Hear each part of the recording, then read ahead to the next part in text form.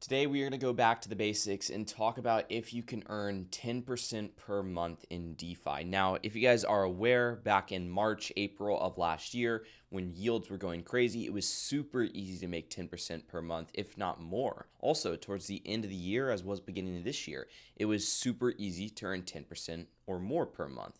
But now that the market has seen a huge retracement, but also started to creep back up to where it was, we want to talk about if you can still earn 10% per month in DeFi off of liquidity pools. And there's something very, very important that I want to mention and just drill into your heads. Your whole portfolio should not be in liquidity pools. I've worked with investors that have 50 grand, and they typically do about 25 to 30 grand of their portfolio in DeFi liquidity pools. The other amounts are in lending or hodls, basically. And I've also worked with portfolios that have $40 million, and they allocate $2, $3 million into DeFi, a very, very small portion. My point being is you should definitely not allocate at all. And I'm going to break that down and why you would do that. So today, I just want to assume that we're working with a $100,000 portfolio, and I want to break down what I would do. I would personally do 50% in liquidity pools because these liquidity pools are going to generate me yield, and that yield I can use as a means to accumulate more assets. I can use it to park more money in my lending positions. I could use it to invest into delta neutral stability strategies, right? I can do a lot with that yield. But at the same time, if I overexpose myself to liquidity pools, the market goes crazy, and I mean crazy in an up or down way, basically, and there's divergence in the market. All of a sudden, I end up with less money than if I held, whether it be a lower profit compared to just holding Bitcoin, Ethereum, and Solana, or whether it be, let's just say, a greater loss than holding Bitcoin, Ethereum, or Solana, or whatever your benchmark is. So assuming I'm allocating 50% into liquidity pools, let's just say for now I'm doing no delta neutral strategies because I'm bullish on the market. I would probably also be doing about 35% in lending and 15% in hodls. Now some may ask, why don't you just put it all in lending? Because you're earning yield when you lend out assets and you don't have any divergence loss. Well, the reason why is because you can't put every asset in lending. Basically, anything that's going into lending, for me at least, is going to be all of my wrapped Bitcoin or CBBTC. It's going to be all of my Ethereum or staked Ethereum. It's going to be all of my Sol or staked Sol, whatever it may be, basically. My blue chips are going to be lent out, and I am going to borrow against them. We're not going to be covering borrowing today, but if you guys do want some content around borrowing, make sure to drop a like, subscribe, notifications turned on, and also let me know what problems you guys are facing in DeFi right now so I could help you solve those problems through my content. But this other 15% in hodls, this is primarily going to be altcoins that I can't lend out. It's going to be my tokens like Aether, Edge, Desync, and others, basically. So I'm going to hide my camera for a sec just so you guys can see this fully. But let's talk about where that money goes after it's parked amongst those categories. Is it going into crypto to crypto pools? Is it going into crypto stable? What are we lending out? Stuff like that. So let's dive in. So first things first, under liquidity pools, I am primarily going to allocate, if not fully allocate, which in this instance I am going to fully allocate, all the way to crypto liquidity pools. And the simple reason behind that is because those crypto to crypto liquidity pools are going to be correlated assets that I choose, that I truly want to hold in my portfolio and have exposure to, and I'm going to ride on the way up. I'm going to accumulate more of those assets, meaning I won't have a ton of divergence loss. My lending, very clearly going to go to crypto pools. And then of course, my hodls, that is just going to go to altcoins or other crypto assets. And we're not including delta neutral in here. So it's going to be a pretty simple allocation that looks something like this, but sometimes simple is better. Now, I'm not going to go further into that. I want to actually dive into the pools that are doing 10% per month. But my point is, when you see a 120% APR right here, you have to know that only half of my portfolio is going to be allocated to this, meaning that 120% APR easily turns into a 60% APR because we have another portion in crypto hodls or lending or whatever it may be. And again, it could be less, it could be more for your own portfolio. It depends on your goals. And to segue from that, that app is the same app that we use at DeFi Legacy that we built for our members. And it helps you kind of go through the process of putting the pieces together and ensuring that you are not over allocating to liquidity pools, or you're not over allocating to delta neutral strategies or lending. And it kind of helps you go through the process of actually building out a robust DeFi portfolio with a strategy in place. So if you guys do have above $25,000 in your portfolio and you are struggling with DeFi, or maybe your portfolio isn't performing as well as you want it to be, or just not as expected, or it's not performing good at all, you can head down to the link right below this video. Check it out. It'll tell you a little bit more about what we do at our company. And then from there, you can submit a quick application, hop on the phone with our team to make sure it's a good fit, and we'll see if we can turn your portfolio around. With that being said, what I'm showing you right here is a $50,000 allocation. And this is going to be doing about $170 per day, or around $5 grand per month. So 10% per month on 50 grand, that's $5 grand per month. Now, one thing I really want to just make sure you guys understand, if we invest 50 grand right here, and then all of a sudden the market goes down, let's just say our 50 grand is now 40 grand. We are not going to be earning 5 grand per month unless yields go up substantially. But typically, not only are your assets going down, so you're generating say 10% on 40 grand, which is now 4,000 per month. Typically, yields are also going to go down when the market goes down, or if the market starts to consolidate, yields are going to go down, meaning that you're no longer going to be earning 10% per month. So can you earn 10% per month at points in time in DeFi? Absolutely. There's times where I was earning 15, 20% per month, but then those are offset by the times that I'm earning 3 to 5% per month because I have to take a more stable approach, a more consistent approach, and of course, make sure that I'm protecting the upside of my assets. If I constantly chase these 10% per month numbers and constantly look for yield, what ends up happening is, of course, I blow my portfolio up. I sacrifice all my upside, and now I'm down 20% on my portfolio, but I'm at the same price that I started at, basically, because I finalized a ton of divergence loss by chasing yields on the downside. And then on the way back up, I finalized a ton of divergence loss as well, because of course I was chasing that 10% per month or chasing a specific set target goal. That's why I like to look at APRs. I don't like to look at monthly numbers. So on my portfolio, I'm historically doing about an 80 to 90% APR over the past 4 years that I've been investing into DeFi.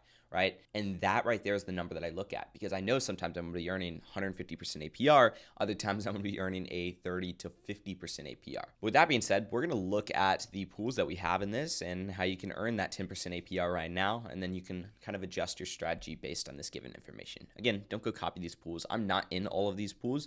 These are just ones that I'm looking at for, of course, my team, my clients, as well as my own portfolio. So we'll start with Soul Render because this one I actually am in. I'm very happy with the results. $15,000 allocation, capturing the last 30 days of price action, which keep in mind has a 95% correlation and very consistent $1 million per day volume. Basically, it's a 90% APR. It's pretty damn good in my opinion. And this is very, very consistent. I actually had a sold to render pool that I was in range for 2 months. And even when I rebalanced, I didn't rebalance far out of range or anything like that. I was still in range when I rebalanced. I just tightened my range and adjusted a little bit based on new market circumstances. And I came out to about an 80% APR in that pool. Being in range for 2 months, guys, on Sol and Render, and I had some price appreciation right there. Absolutely amazing and very, very good pool to be in. So putting a $15,000 allocation here puts it as one of the largest positions in the portfolio, mainly because we want to have a backbone that's consistent, something that's doing a good return, which 90% is a good return regardless of what you think, right?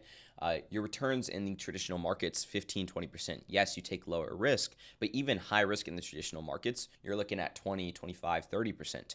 Nowhere near the 90% APR that you can get completely liquid in DeFi and through liquidity pools and through high quality assets that are like investing into essentially businesses that are generating revenue and injecting that revenue back into their ecosystems. So again, that's why we have it here. It's a backbone of the portfolio. You always need to have a backbone. Another position is going to be this Ethereum to AIOZ. Now, I'm not going to break down the intricacies of AIOZ, but it is a DePIN infrastructure project, basically. So they have to do with storage, AI, physical infrastructure, streaming, stuff like that. It's a pretty interesting project. Again, go do your own VRM analysis on it. I personally like this for my portfolio. I'm holding some of it. I'm not currently in this pool, but it is one of the pools that I am eyeing. Now, this has a TVL of about $2.4 million.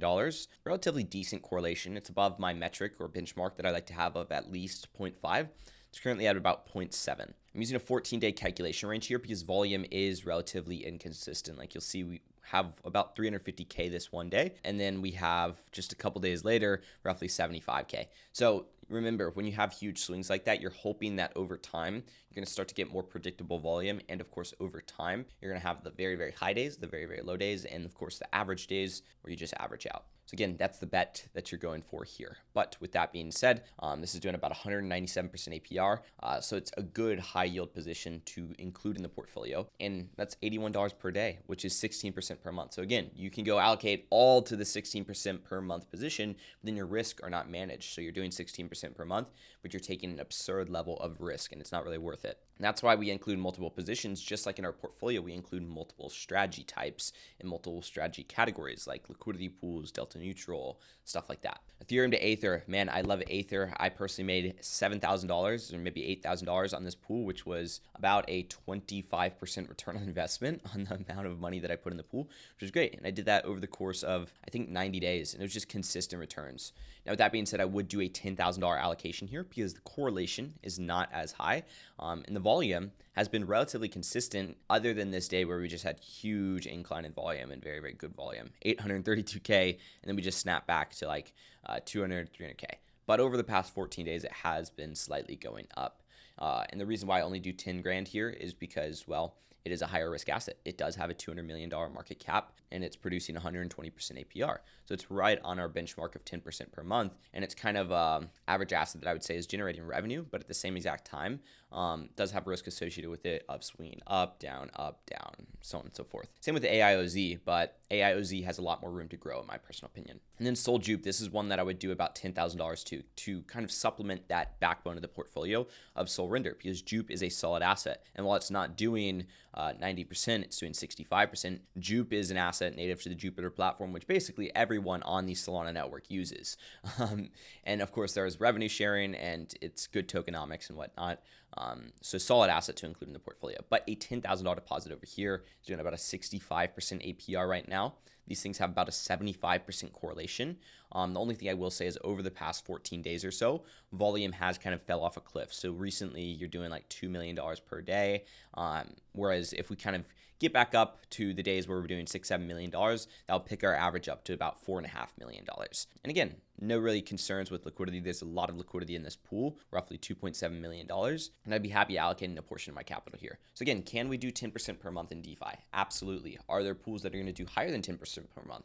Absolutely. Are there pools that will do lower than 10% per month? Absolutely. But if we average those together, what we want to look at is overall portfolio yield. On our liquidity pool portfolio, we can do 10% per month. But when we start to include other types of positions in our overall crypto DeFi portfolio, well, guess what? That's where we're no longer doing 10% per month, but maybe like 5% per month, because we have HODLs not earning us anything. We have lending earning us 5 to 10%. We have delta neutral. And then, of course, we have our liquidity pools that are doing about 120%. And then that's where we'd use this capital. We'd flywheel it to ensure that we are building up other aspects of the portfolio and increasing our capital over time. So we have maximum growth exposure. Guys, if you're having any problems in your DeFi portfolio, comment them below because I want to make some content around it to ensure that you guys know exactly what steps to take to get to the next level in your portfolio and accomplish your goals. And of course, if you need any support with your DeFi portfolio, you know where to find it. There's a link right below this video. And I'll see you guys in the next one. Peace out.